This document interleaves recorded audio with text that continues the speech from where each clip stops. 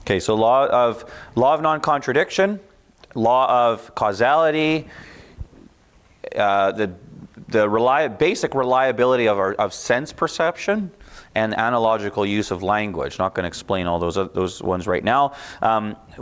These are 4 principles of knowledge. Therefore, these are all crucial elements to things for us to understand in order to defend our faith. We have to understand that, as we saw last time with the law of non-contradiction, that something can't be A and non-A at the same time, and we have to be able to use that principle, because that's the principle that which everybody is built in by God into everybody's brain. That's how we think, and we have to be able to defend the Christian faith using that, and within.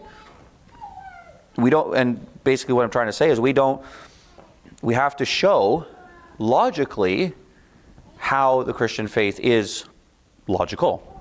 So we saw that last time, that God has built He's built order into creation. Remember, the Greek philosophers recognized that there's order in creation, and they called it the logos, and that's the governing principle by which everything submits to, in order to be coherent, and in order to be anything knowable and understandable, and in order for this creation to function. So they said the logos is overarching. Everything submits to the logos. And the Christians came along and they said no.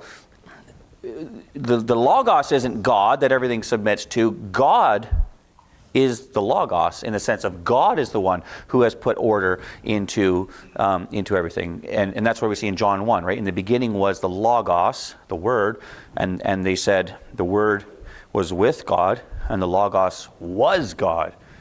And then they went on to say he's not just a principle, just a concept out there, but then they said the Word is personal, and the Word became flesh and dwelt among us, and we beheld His glory. So that was the Christians were recognizing the fact that God is the one who has put order into all creation. Excuse me. So therefore, what God asks us to believe is not going to be contradictions. It's not going to be. It's not going to be, as I said before, God's not going to ask us, when we become a Christian, you have to believe that 1 + 1 is 3. Because that's absurd. That doesn't work. Now, we also said there's things in that are paradoxes. Para means beside. Dox, dokeo, understanding, or seems, or beliefs, perhaps.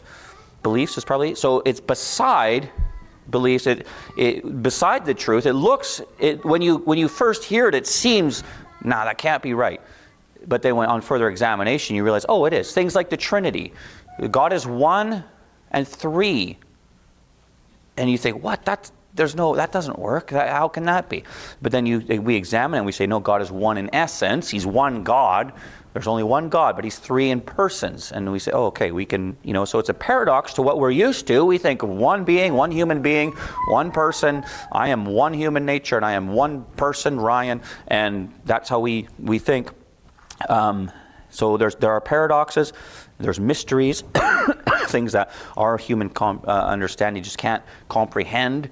Certain things. How can God be sovereign and yet we have a will that when we're responsible for all of those choices? There's mysteries, but nothing is contradictory. So, anyways, that's the law of non-contradiction. Quick review. Now we're going to look at the law of causality, or the law of cause and effect. And again, this is just another one of those ways in which we know, in which we learn things. We see something and we ask the question, why? Why is that? We come into church this morning and I see mud on the carpet, and I think, why is there mud on the carpet? Right? We're looking for the cause, not to label or not to go and attack somebody or blame them, but we're always looking for causes all the time, right? And as parents, we've all been through this with our kids, right? Our kids come to that as they grow. They start getting older and they start to realize, hey, there's a reason for everything, and then they start asking, what's the question that they always ask? Why? Right? You say they ask you a question about something, or they notice something, and the question is why. why? And then, and we, they're realizing this is how the world works. We see an effect, and we realize there must be a cause behind that effect, that thing. So your child, sees that. Why? And they recognize that there's an explanation for whatever it may be. They ask why, and we're patient with them, and we explain the causes to them, and they say, well, it's because this, and we explain, and then eventually then they say, why, to your answer. So then you got to go back another link in the chain and explain that, and eventually you run out of patience, and you just say, because, right? There's a cause. Trust me, there's a cause, but I'm not going to get into telling you all about it. So we realize that that everything around us has a cause. There's a reason why that thing is there, why it exists, and we start to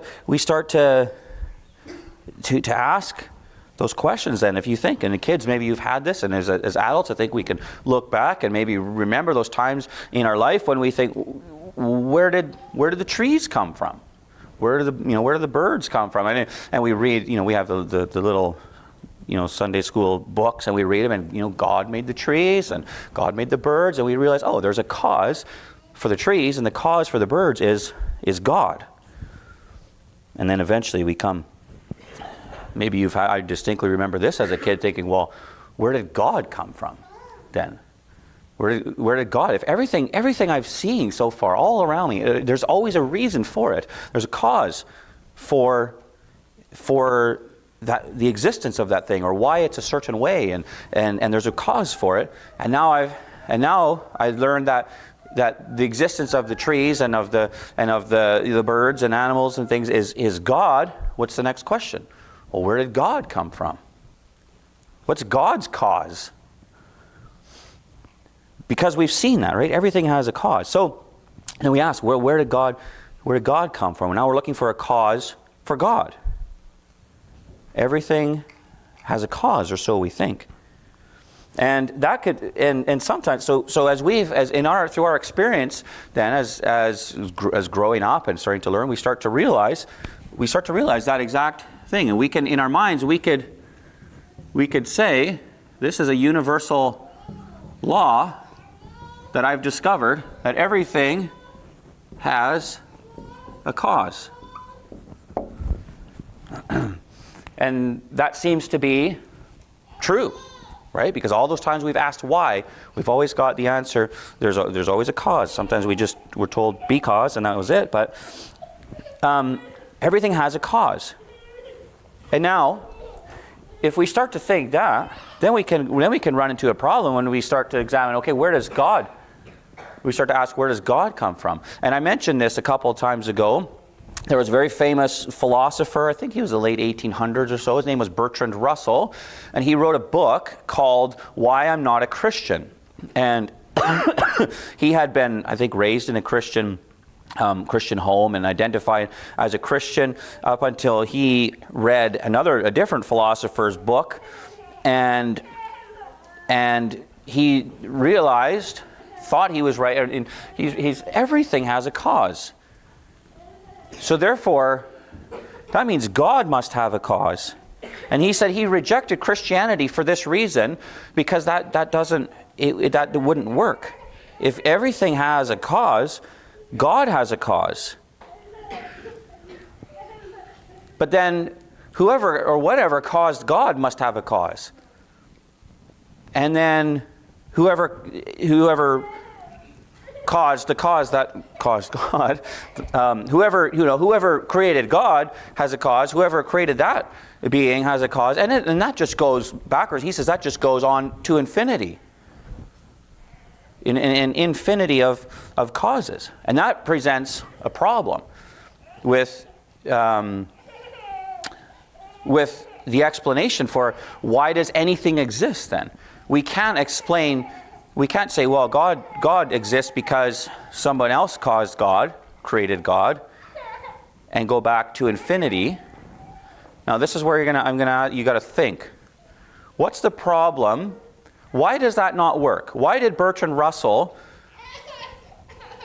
realize that if this is the law of causality, Christianity doesn't work.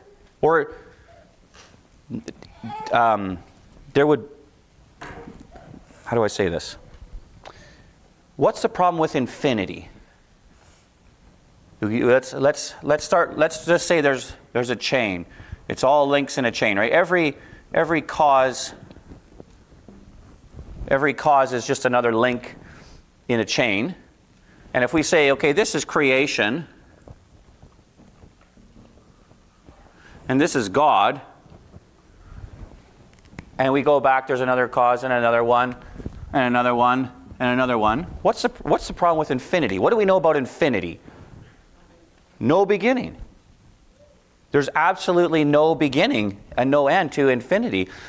So if you can go back to infinity, but with no beginning, there's no first cause. So the lack of a beginning means there's no first link to put this entire chain of causality into motion. Does that make sense? If without a first cause, there would be nothing at all. Infinity means no first. No first cause means nothing put this chain into motion. And that's why Bertrand Russell, if this is the law of causality, Russell's right. And he's saying that doesn't explain reality then. Then the Christian worldview is not right, and he rejected it. And he's right. In if this is the law of causality, that everything has to have a cause. And now, but we realize there is something. There is creation. We see rocks and trees and birds and ourselves. And Russell's explanation was, there's no explanation. He just said that there's no way that I can explain why there's anything. He says, this is his words, the universe is just there, that's all.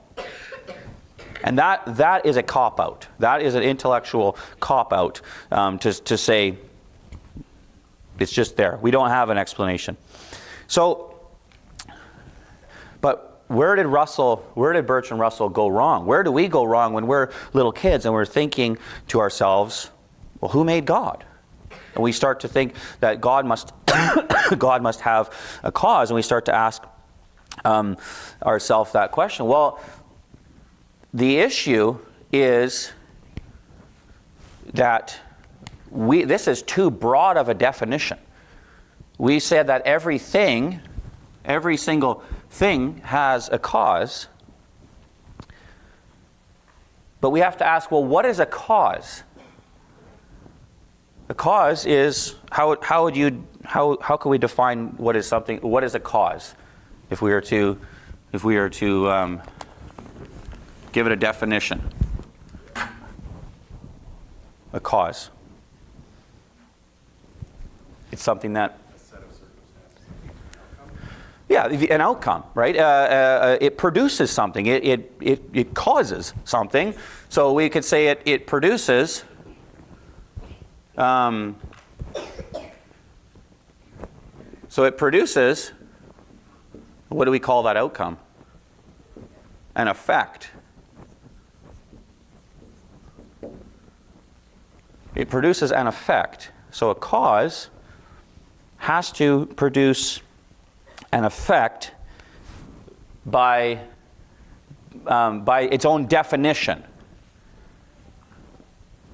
So now let's take that definition and we can narrow our law of causality down to make it more narrow and more clear. If everything has a cause, but a cause is something that produces an effect, what do we have to change this law to make it absolutely true? Every effect has a cause. So what we have to do is I just put everything. Nobody called me out on that? Oh, no, that is right. Sorry. I was like, I've lost my marbles. Sorry, folks. Everything has a cause. Every effect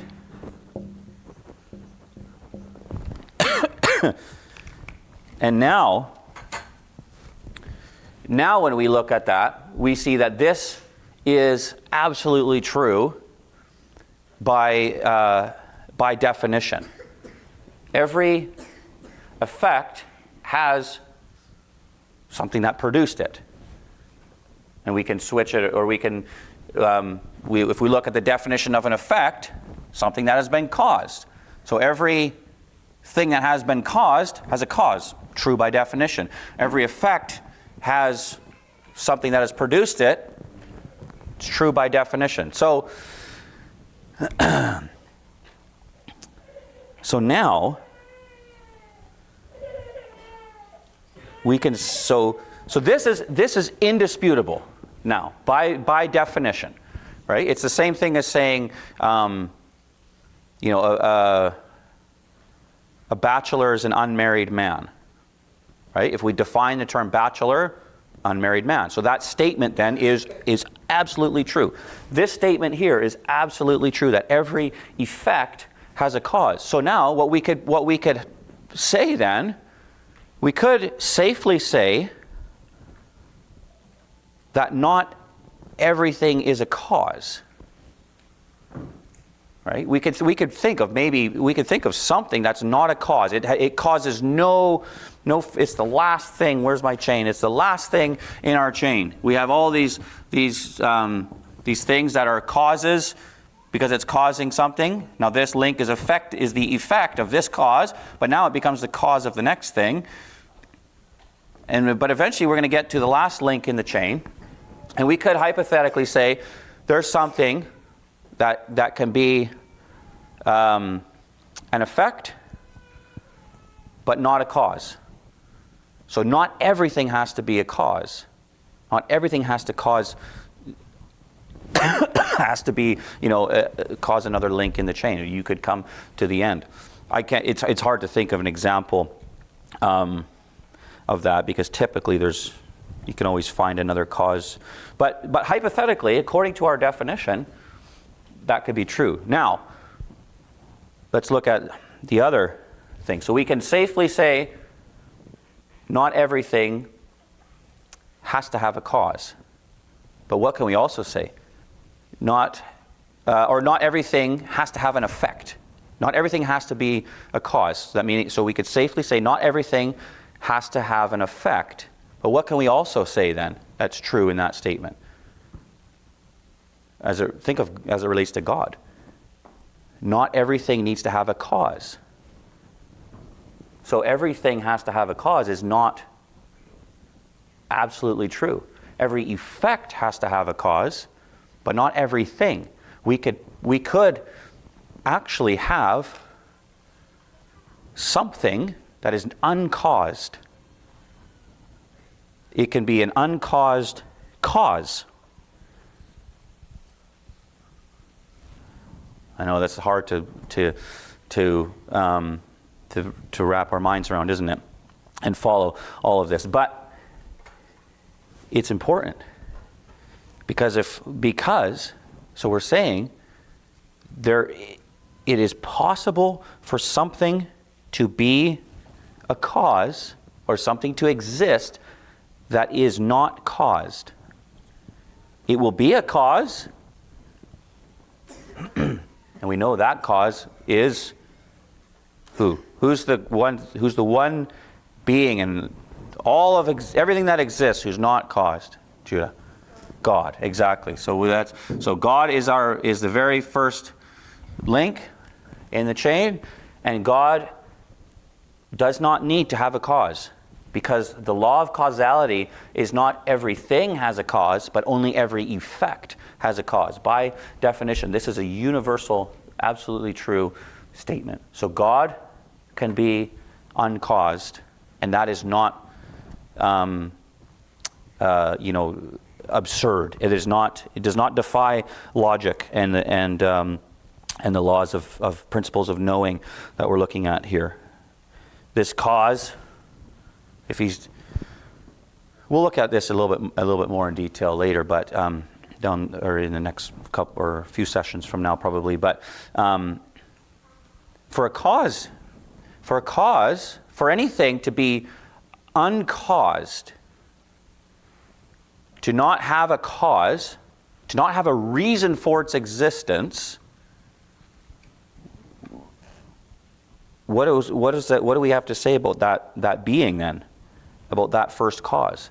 He would have to be self-existent, underived.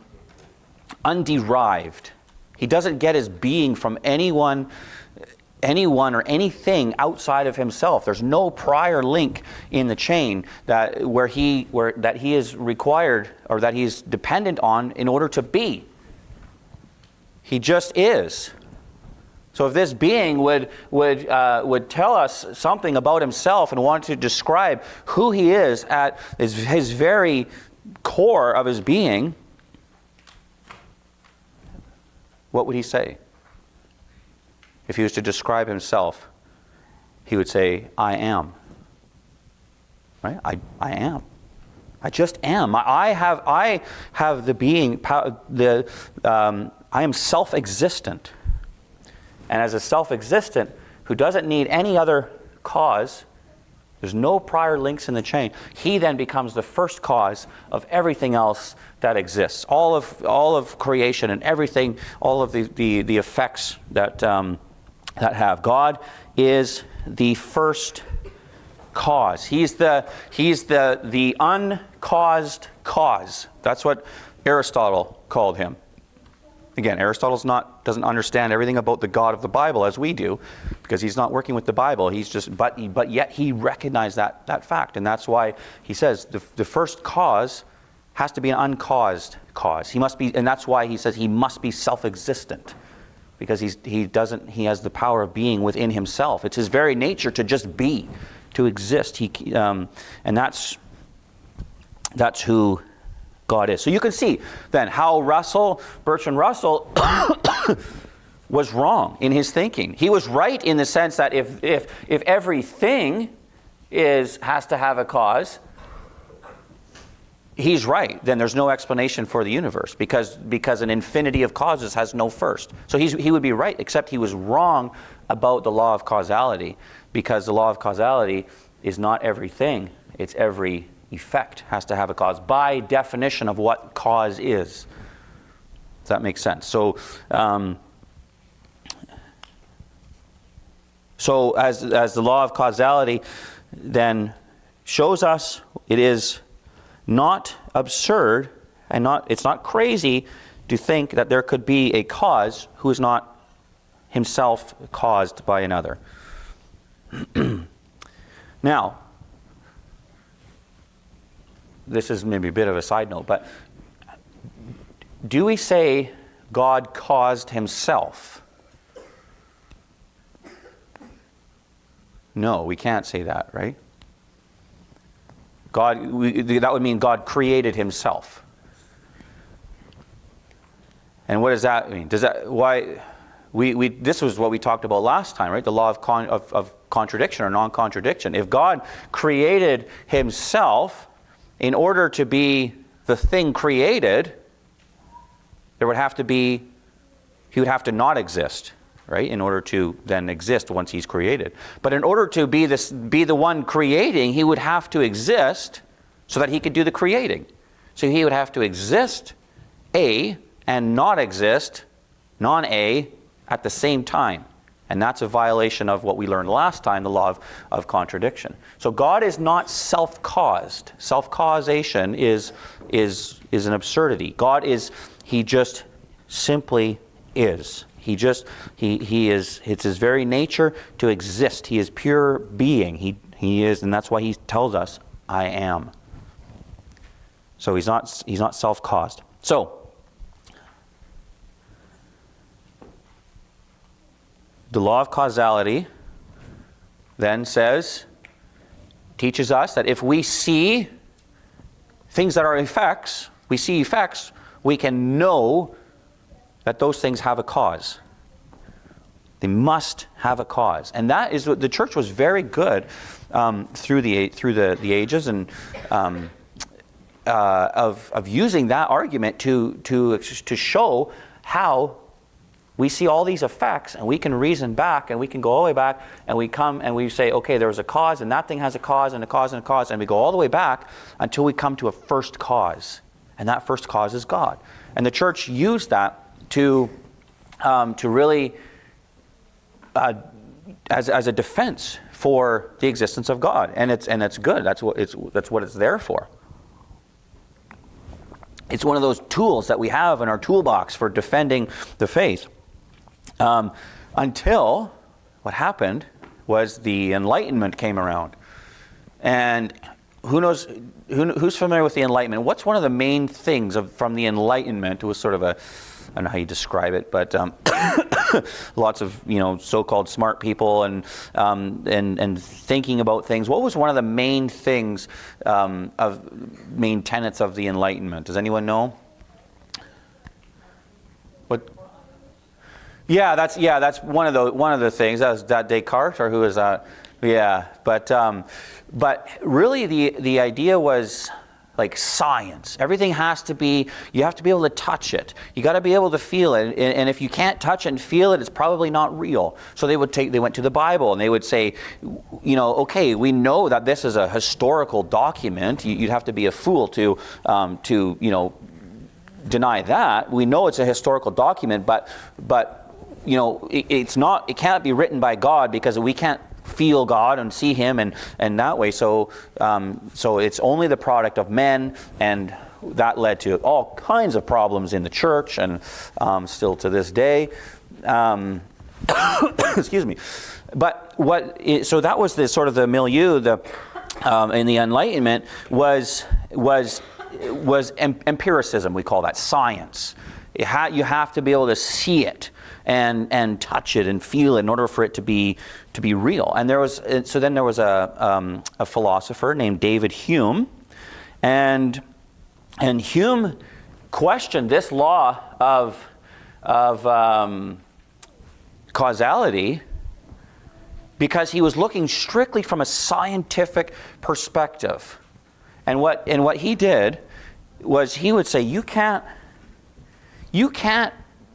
absolutely certainly know what a cause, and you can't see all the causes that are happening. And if you can't see it, it can't be real. And what he did was he thought, he gave his famous illustration was of a pool table.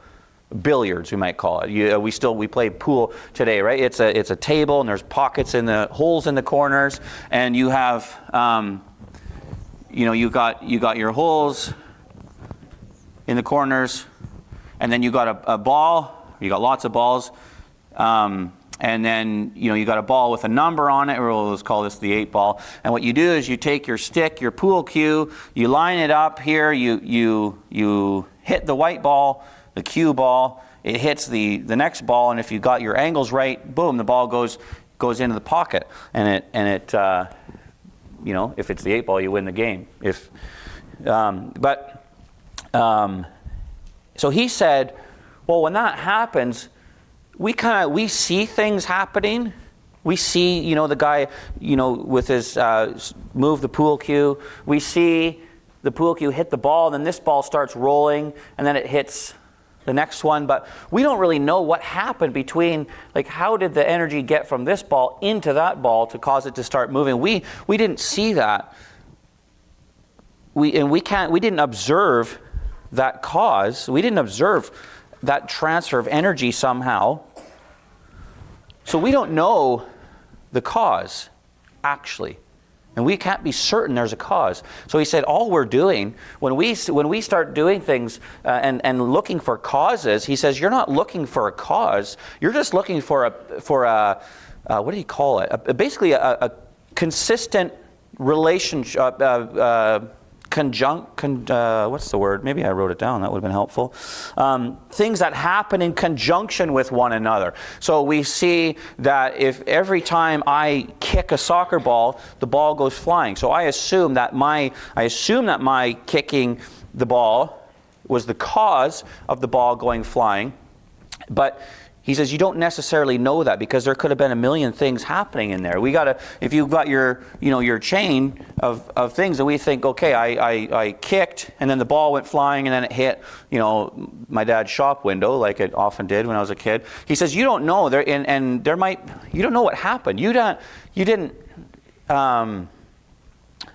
see it, that transfer. So, but what you did do was you did recognize the parallel of you kicking, and then the ball went flying. He's like, so we do it, and he says we can just do that with everything.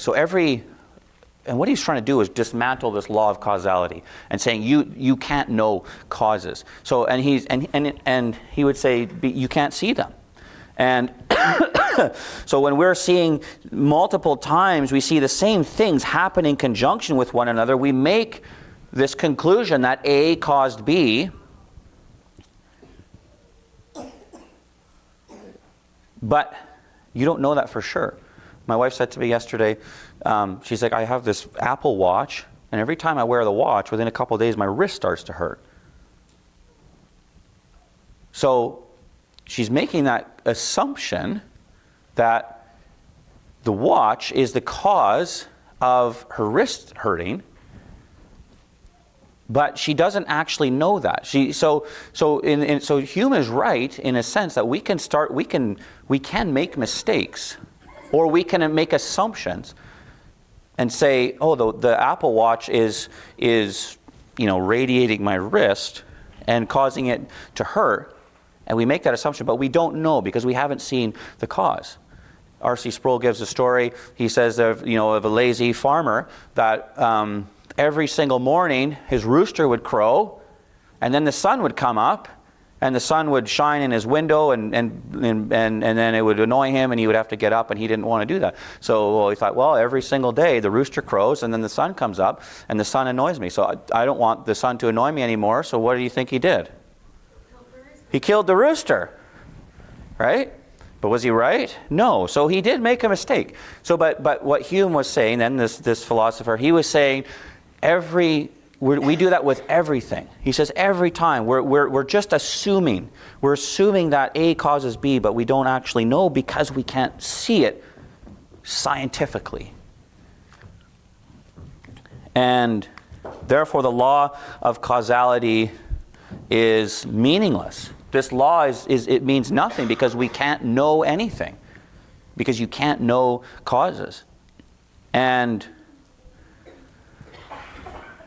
Hume was a very influential philosopher, and what that did then was it created people who, he sold this well, and people thought, we can't actually know that every effect has a cause because we can't know what a cause is because we can't see them. So then he thought he dismantled this law of causality. So then he thought, so then it was, we can't argue for the existence of God based on causality and every effect having a cause because we don't know causes, because we can't see causes.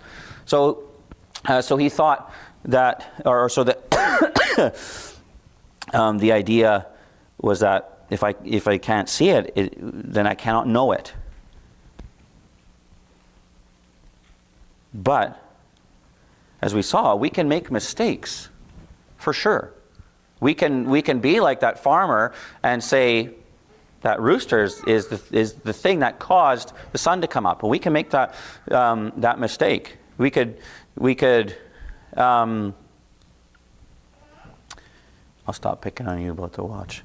Because but there's things that we don't know. We could say maybe the watch is causing, and Esther might be very right in that. I'm not saying she's not, but we don't know all those causes.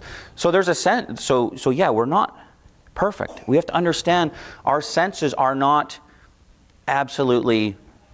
We cannot see everything. Our senses are limited.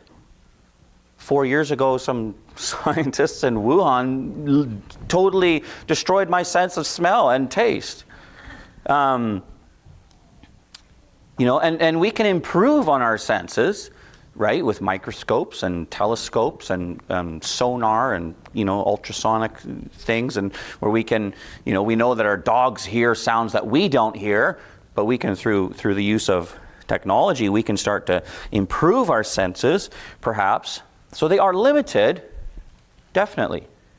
But just because we can't see a cause, does that mean it doesn't exist? No, because we've already established that this is true by definition. So if we see an effect, we know, by definition, we know with certainty it must have a cause, even if we can't see that cause. Why does that matter? Well, what's the one cause that none of us can see? God. Exactly. It's God, right? Paul says to the philosophers in Athens, he says, he's talking about this God, and he says, this is the God in whom we live and move and have our being. That's causality. We live, we have our existence because God caused us. We move, motion. We can move around, and we can change state, and we can get older, and all that's all motion. It's all change, all because of the first cause in this long chain, many links of causes. God is the first cause. And even though we can't see him, yet we know that he exists because of the law of causation. So David Hume and those who followed in the Enlightenment footsteps of him did not dismantle the law of causality by saying, well, we can't, find him under a microscope, so therefore it doesn't exist. We can say, by definition, every effect must have a cause. And if we are all effects, and everything around us is an effect, then there must be a cause, and there must be a first cause, right? It cannot be an infinity of cause, but there must be a first cause. And that first cause must be self-existent and eternal. And that's exactly who our God is. I am Yahweh, self-existent, eternal, creator of all things. So that's causality. That's one other tool in our toolbox that we have to have, and it helps us to give a rational defense of the Christian faith. You might not run into someone who's going to question the law of causality. But what you most definitely, and you might not have to get all technical with David Hume's, and critique him, but what you can say is, all of this creation that we live in came from somewhere, right? It had to have a cause, and we know that it's not an infinity of a whole bunch of causes that goes back on forever, because then there would be nothing, because there would be no first cause. So we know there has to be a first cause in order for there to be anything that exists. And that first cause is uncaused. And that first cause is God. So hopefully that helps. That helps us just build our toolbox. I think this is a helpful law, a helpful thing to have in our toolbox, especially when we talked about self-causation, right? We'll look at this a bit more in detail, but like Big Bang theory and evolution, but the origins of evolution, the Big Bang, is this idea that the universe caused itself. We say that's foolish. It can't cause itself. But we're going to look more into that later. But anyways, I hope that's helpful. Any questions on any of this stuff? I know it's technical, but it's technical, but we want to be prepared, right? We want to have the best tools in our toolbox to be able to explain and give a defense of the faith. So yeah. So if somebody says, "Well, God must have a cause because everything has a cause, so then God must have a cause," you can say no. Actually, not everything has a cause. Only every effect has a cause. Right? So, yeah. Any questions on any of this stuff? Yes, sir. Is it fair to say, thinking of what